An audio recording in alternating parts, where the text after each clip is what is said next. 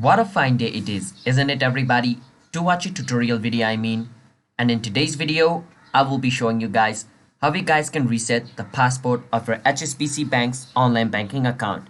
Now before that, don't forget to hit the like and subscribe to our YouTube channel App Tutorial for future videos just like this.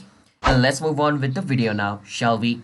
First step, you want to search for HSBC UK login and click on where it says log on to online banking. Once you do that, it'll bring you to this page.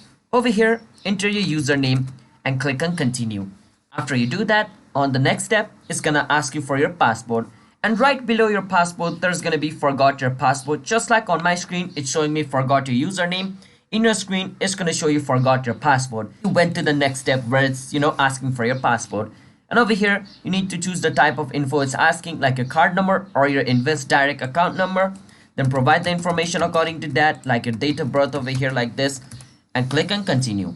And after it verifies that this account belongs to you, it will take you to the password reset page where you guys can enter your new password. So that's how this works. So don't forget to hit that like and subscribe, and bye bye.